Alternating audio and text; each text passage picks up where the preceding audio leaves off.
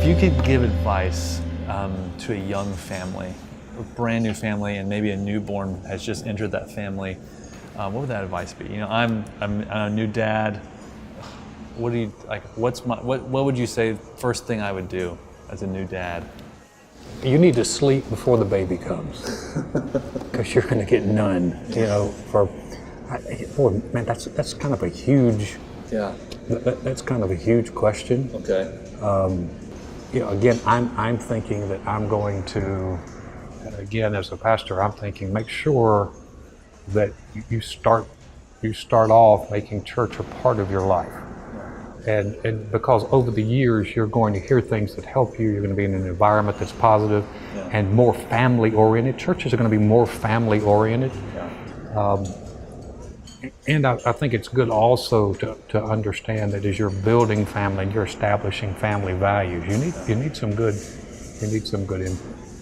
If you could go back and redo being a young father, what would you do differently?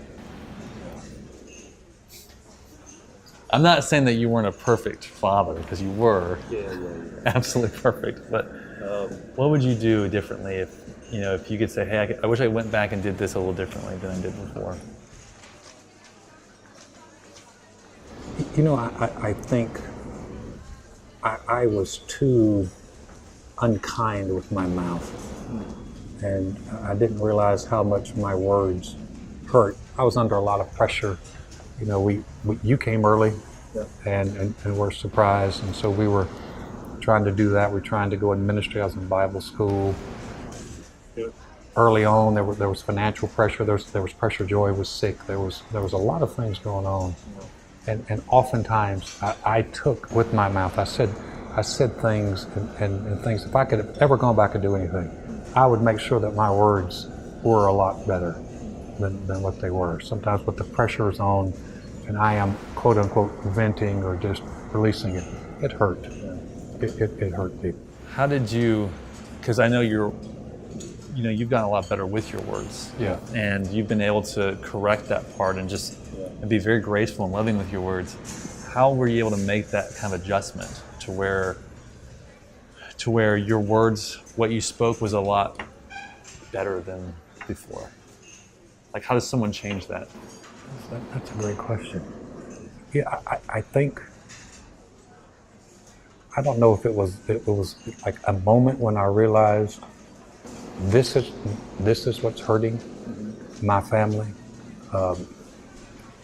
I don't know if that was, or just a growing sense of my words need to be better. You know, the more I spent time in God's Word, God's Word, James said it acts like a mirror, so it's constantly putting a mirror. So you spend time in God's Word, and it starts to shine the mirror on your life. And so if you're having any kind of walk with God, He's going to be checking you about your words.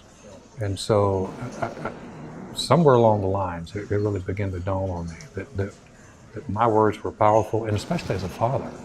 A father's words seem to have sometimes more impact than even a mom's words. I mean, you guys would come to mom, and mom would tell you how awesome you were, and you're like, yeah, I'm gonna go find out from dad, you know. And so I think sometimes I was too intent on telling you the truth instead of delivering the truth in love. And so by just reading your word, reading God's Word. Reading God's Word. Yeah, reading God's Word helped. Yeah. And then just realizing. Yeah, just realizing that words can build a relationship, or they can tear it down.